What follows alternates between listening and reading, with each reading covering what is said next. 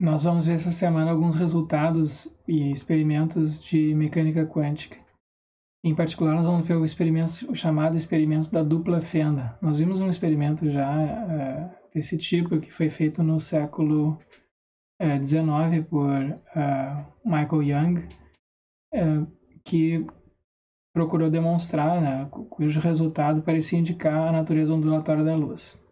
Depois nós vimos o chamado efeito fotoelétrico, e a interpretação desse efeito fotoelétrico por Einstein, propondo uma explicação quântica, quer dizer, da luz, né? Que a luz funcionaria, na verdade, como partículas, haveriam partículas de luz, os fótons, e que teriam comportamento, digamos assim, propriedades discretas.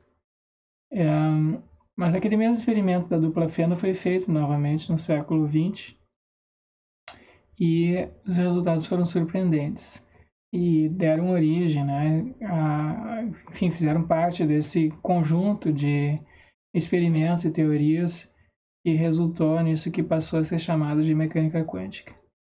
E a mecânica quântica é uma teoria que se caracteriza por ter resultados paradoxais para o senso comum. Ela contradiz muitas das ideias ou assim, expectativas, né, que a gente tem no senso comum. E, em particular, ela contradiz também afirmações ou teses da física clássica. Então, nós vamos ver algumas características disso, mas como sempre, né, nesse semestre, isso que a gente vai ver aqui é um ponto assim bastante periférico e superficial do ponto de vista científico. Nosso interesse aqui é analisar alguns aspectos apenas que são da teorização científica, da experimentação científica, que são relevantes para a imagem que nós temos da ciência e para a caracterização que a gente tem contemporaneamente da atividade científica. Então, quem sabe a gente começa com a primeira frase desse livro, que esse livro é A Estrutura e a Interpretação da Mecânica Quântica, de Hughes. É um livro de 1989 e é tido como um manual de mecânica quântica bastante bom, assim, manual introdutório, né? O Hughes foi professor em Yale, depois na Universidade da Carolina do Sul. E esse livro, ele é um livro muito citado, muito usado nos cursos introdutórios de mecânica quântica. Primeira frase desse livro, quando eu li esse livro, ele me chamou a atenção porque ele diz o seguinte: considera uma verdade inatacável que aquilo que o taoísmo, o confucionismo, o zen budismo e os escritos de Carlos Castaneda têm em comum, eles têm em comum com a mecânica quântica. Claro, isso não esclarece muito, né? Mas ele prepara o leitor com essa frase com resultados assim contraintuitivos que a gente encontra na mecânica quântica. E ele não está sozinho nisso, né? Existe uma tradição bem longa aí de físicos e filósofos da ciência que vem dizendo coisas parecidas, em particular um dos principais teorizadores, né, físicos do século XX, o Richard Feynman, um dos principais teorizadores da mecânica quântica. Ele diz numa das famosas lectures, das palestras que ele deu, aliás, eu recomendo que assistam pelo menos uma dessas palestras. Esse aqui foi um dos grandes professores de física do século XX. As palestras dele são, assim, exemplares sobre muitos aspectos. E, inclusive, ele teve uma passagem no Brasil, ele veio várias vezes ao Brasil. Tem um livro em que ele relata as experiências dele no Brasil, que também vale a pena ser conferido. Mas numa dessas palestras sobre mecânica quântica, ele diz: penso poder dizer com segurança que ninguém entende a mecânica quântica. Então, o que ele quis dizer aqui, depois ele explica, né, nessa mesma palestra, não é que as pessoas não entendem a matemática, não entendem a formalização, as pessoas sabem usar, em particular ele, né? Sabe usar a teoria, enfim, sabe extrair consequências observáveis das teorias, sabe o que cada fórmula implica, mas o que não se sabe, o que ninguém entende, é quais são os mecanismos subjacentes. Como é que é a natureza descrita pela mecânica quântica. Então a gente tem fórmulas matemáticas, né, das quais se podem extrair predições observáveis. Se pode elaborar equipamentos, né, se pode fazer predições sobre o comportamento da luz em determinadas circunstâncias. Enfim, a capacidade preditiva da mecânica quântica é superior a qualquer outra teoria que se tem.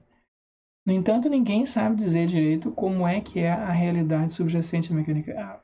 Como é que é, o que são essas partículas, quais são suas propriedades. Isso é que ninguém sabe dizer direito, porque aparentemente elas violam as características que nós tradicionalmente atribuímos a objetos e suas propriedades. Nós temos, em toda a nossa tradição filosófica, desde o início, na Grécia Antiga, a gente tem uma tendência, né, a descrever o mundo em termos de objetos e propriedades. E justamente essas noções básicas da nossa, digamos assim, da nossa metafísica são postas em dúvida ou pela mecânica quântica, porque... Bom, vamos ver agora. Então a gente tem aqui, se o ponto de partida desse experimento que eu vou apresentar hoje é o fato de que a luz tem essas propriedades ondulatórias e tem propriedades, e ela tem propriedades assim de partículas. Se a gente emite luz e faz com que essa luz seja refletida, ampliada, e ao final colocada, né, a gente pode medir ela por um detector de partículas ou uma chapa sensível à luz, né, uma chapa fotográfica, por exemplo. O que nós vamos ver são pontinhos. Então, esses pontinhos indicam que há ali uma partícula. Quer dizer, assim, essa é a interpretação mais natural, né? A gente detecta, se a gente joga luz, emite luz sobre um detector de partículas, a gente vai ter partículas sendo detectadas. E então, né, aqui se a gente tem uma fonte de luz aqui no diagrama, aqui uma fonte de luz e do outro lado um detetor de partículas, essa fonte de luz vai resultar num conjunto aqui de partículas sendo detectado ao redor aí daquele ponto azul. Claro que vão ver partículas sendo detectadas em outros pontos aqui desse detector, mas a maior parte deles vai estar concentrada ali ao redor daquele ponto azul, como era de se esperar. Quando a gente tem a luz sendo emitida passando por duas fendas, né, que nem no experimento da dupla fenda, essas partículas vão interferir umas sobre as outras como se fossem ondas. Então, a gente tem né, os pontos altos e baixos de uma onda. Quando dois pontos altos se encontram, a gente tem uma onda mais forte.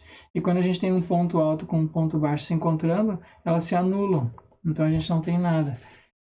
Então, o resultado, quando a gente tem a luz passando por duas fendas, é similar, né, ao que acontece quando a gente tem ondas de água, né? Uma onda de água passa por duas fendas, e aí a gente tem ondas assim, dois conjuntos de ondas se encontrando, e quando as ondas altas se encontram, elas se reforçam, e quando a gente tem uma onda alta e uma onda baixa, elas se anulam. Então a gente tem esse efeito ao final, né, ondulatório. E o curioso é que a mesma coisa acontece com a luz. Se eu emito aqui fótons ou elétrons, não importa que tipo de partícula a gente emita, partículas, elas produzem no detector de partículas, ou enfim, numa chapa fotográfica, né, esse efeito aqui. A gente tem pequenas partículas sendo detectadas e elas vão se agrupando em montinhos. E Então, o que seria de se esperar que, se fossem partículas, seria a gente ter dois grandes montes, né? Um diretamente em frente a uma das aberturas e o outro diretamente em frente a outras aberturas. Mas como a gente tem essa interferência de uma onda sobre a outra, a gente tem esse espalhamento assim das partículas em pequenos montes, né? Então, o resultado é igual àquele que a gente viu lá do experimento de Michael Young, só que agora com partículas. Isso aqui é curioso. E mais curioso ainda é que esse mesmo efeito é produzido. Então, essa foto aqui que está sendo, essas fotos que estão sendo mostradas aqui são resultados experimentais de fato que foram feitos, tá? Então, o mais curioso é que esse mesmo efeito é produzido mesmo quando as partículas são emitidas uma de cada vez, né? Se eu emito um monte de partículas, se eu ligo uma fonte de luz como uma lâmpada, por exemplo, aí tem bilhões de fótons sendo emitidos, todos de uma vez só. Então a gente tem esse efeito. Mas o mesmo efeito acontece quando a gente tem uma fonte super fraca de luz. Certo? Eu pego uma sala completamente escura, boto uma chapa fotográfica, algum detector de partículas, algum outro tipo de equipamento, e emito fótons um de cada vez. Mesmo que eu emita fótons assim, um ou dois de cada vez, o resultado é o mesmo. Eles vão saindo e vão chegando, vão sendo detectados lá no detector de partículas ou na chapa, um de cada vez. Só que eles vão se agrupando nesses montinhos. E isso é que é curioso, porque eles estão passando pelas fendas um de cada vez. Então, como é que é possível? Então, não seria isso é um resultado surpreendente, porque se eles estão passando um de cada vez pelas fendas, por uma das duas fendas, né? Então, teoricamente não deveria estar havendo nenhuma interferência, porque só há interferência de ondas quando a gente tem duas ondas ao mesmo tempo. Se a gente tem um conjunto de ondas apenas, o resultado é esse daqui. As partículas se agrupam todas num monte só. Agora, se a gente tem... Então, quando há um conjunto de ondas apenas, né, não há interferência. Então, não há esse efeito aqui. Não deveria haver esse efeito. No entanto, se a gente emite partículas uma de cada vez, acontece a mesma coisa. Então, o que a gente fica se perguntando é o seguinte, a gente emitiu uma partícula, ela parou num certo ponto ali. Aí a outra partícula parou num certo outro ponto. Mas como é que a primeira partícula, a segunda, a terceira, a quarta partícula sabem o que elas sabem a respeito das outras partículas? É como se as partículas que estão sendo emitidas aqui estivessem se comunicando umas com as outras, né? Porque a gente emitiu uma partícula para um certo lugar. Como é que a segunda partícula sabe que o lugar dela tem que ser nos montinhos ali, né? Num daqueles montinhos?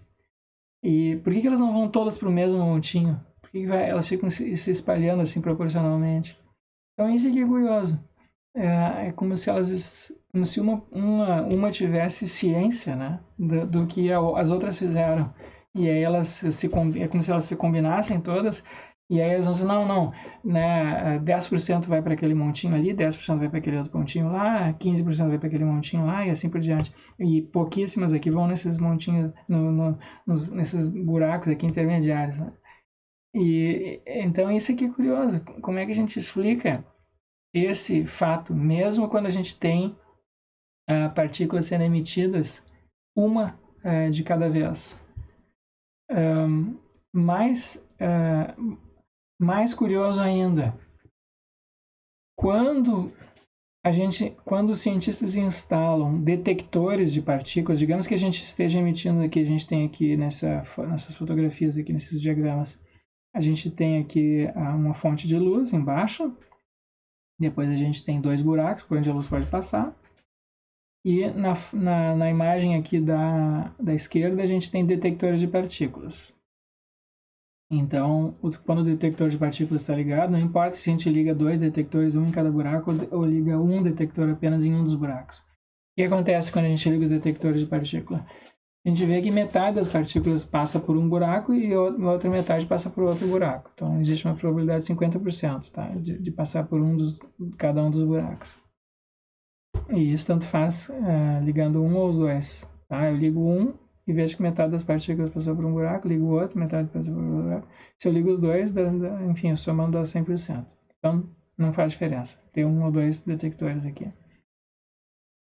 Quando os detectores estão ligados, um ou dois, o resultado é que as partículas se comportam não como ondas, mas como partículas. E o resultado é como se a gente estivesse atirando ali pedrinhas, né? Ou bolinhas de tênis, que nem o exemplo que eu usei. E elas vão todas se amontoar em dois grandes montes. Agora, se os detectores de partículas estão desligados, então os fótons se agrupam daquela maneira ondulatória lá que a gente viu naquelas fotos anteriores. Então isso aqui é curioso, como é que os fótons que estão passando ali pelos buracos sabem que o detector de partículas está ligado ou não está ligado? Então são resultados assim super curiosos, né? E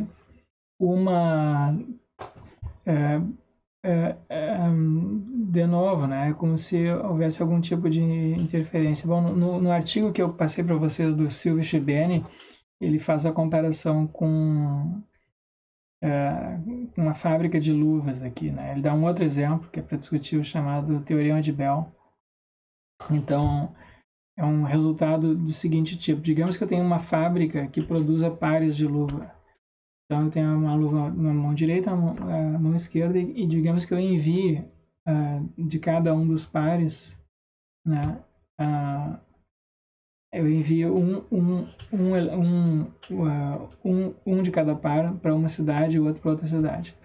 Então, eu tenho o primeiro par de luvas sendo produzido, uma mão direita e uma mão esquerda. Eu envio, digamos, a mão direita para uma cidade e a mão esquerda para outra cidade. Aí, no segundo par produzido, a mesma coisa, só que eu escolho aleatoriamente, né? Às vezes é um par a mão esquerda que é enviada para a cidade 1, às vezes é a mão direita que é enviada para a cidade 2. Bom, o que importa é o seguinte, se a cidade 1 recebeu a mão direita do primeiro par, a gente pode ter certeza que a mão esquerda foi recebida na cidade 2 do primeiro par. E para o segundo par produzido, a mesma coisa. Se a cidade 1 recebeu a mão esquerda, então a mão direita foi para outra cidade. Então, basta a gente saber o que aconteceu numa cidade, né? Se a luva recebida numa cidade é direita, então a luva recebida na outra cidade é esquerda e vice-versa. Então, esse mesmo tipo de experimento foi feito com partículas, né? Então, a gente pode ter propriedades assim que pares de partículas, elétrons ou fótons têm. Então, isso foi feito para spin. Aqui não importa muito que propriedade é o spin. Então, a propriedade de um elétron, o elétron a gente pode identificar o spin dele como estando para cima, ou para baixo, ou para um lado, ou para o outro. E o que importa é o seguinte, se a gente tem pares, a gente pode produzir pares de partículas em que se o spin de uma está para cima, então o da outra está para baixo. Se o spin de uma está virado para a direita, então o da outra está virado para a esquerda e assim por diante.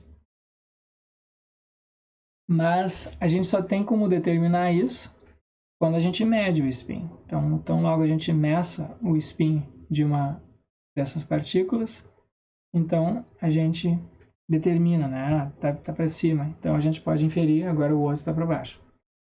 E a gente pode fazer a mesma coisa agora, a gente pode emitir essas partículas de uma fonte aqui, nesse retângulo aqui no meio, e enviar elas para locais bem distantes. Então, a gente pega uma partícula e envia para um medidor num canto e pega outra partícula e envia para um medidor lá no outro canto. E a gente mede agora. Se no medidor 1 o spin está para cima, ou no medidor 2 o spin está para baixo. E o curioso é que esses resultados podem ser obtidos mesmo que os medidores estejam muito distantes uns dos outros, né? De tal maneira que não teria como uma partícula avisar a outra, não poderia haver um mecanismo, né? Porque essas distâncias podem ser tão grandes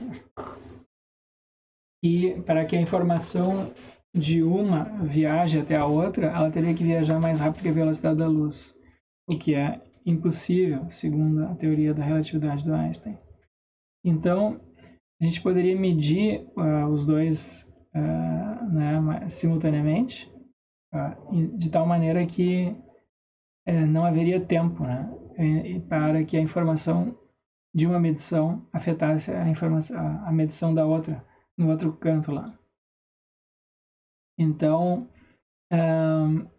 isso levou, né, inicialmente, isso foi tido como altamente surpreendente pela comunidade científica, porque parecia que isso que o Einstein chegou a dizer, isso, né, que isso aqui é uma espécie de ação fantasmagórica à distância.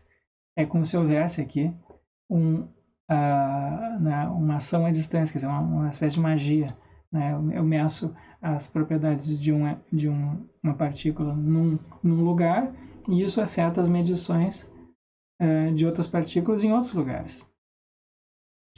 Então, uma tentativa que se fez durante um tempo foi de explicar esse fenômeno em termos de variáveis ocultas, né? Que a gente teria, nosso conhecimento da teoria das partículas seria muito pequeno e que haveriam certas características, né, internas às partículas que determinariam, né, por que o comportamento delas é assim, de duas partículas desse tipo estão correlacionadas.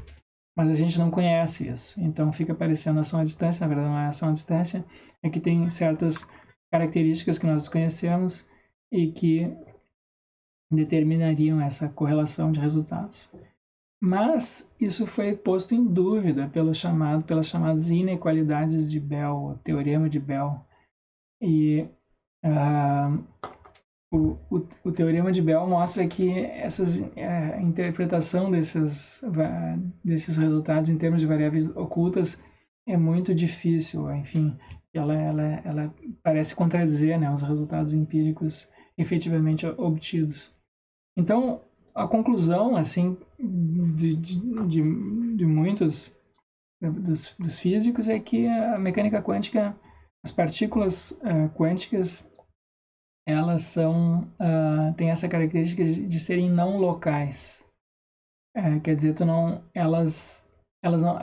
a gente não tem como descrever as propriedades de um objeto, de uma partícula, localmente.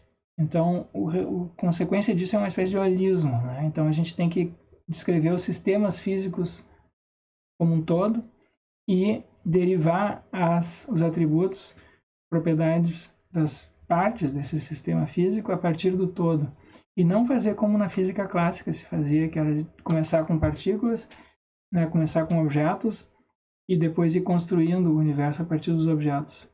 Então, né, enfim, esse era o pressuposto daqueles materialistas, né, que a gente viu do século XVII e XVIII, né, que tentavam explicar fenômenos físicos complexos em termos dos seus componentes, mas então, o universo seria como uma espécie de grande engrenagem, né? Eu explico, se eu compreendo as partes, eu compreendo a engrenagem toda.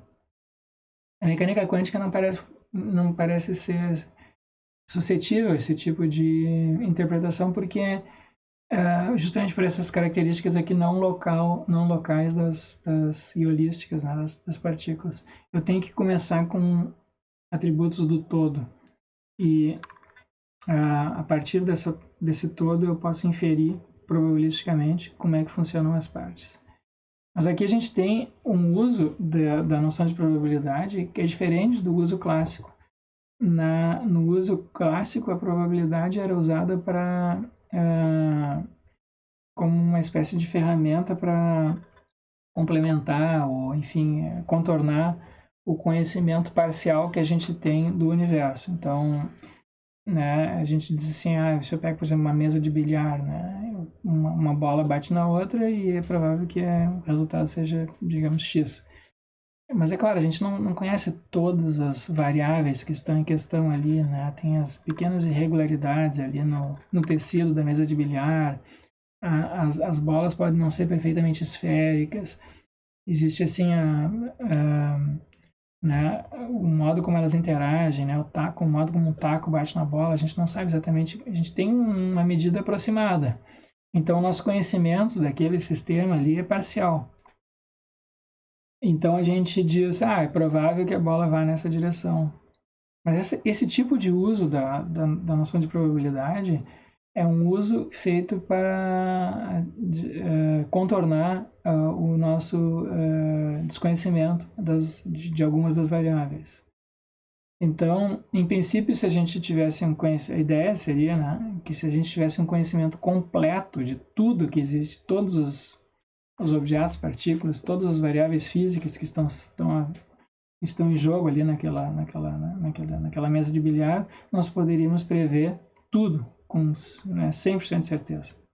Não haveria necessidade mais de probabilidades.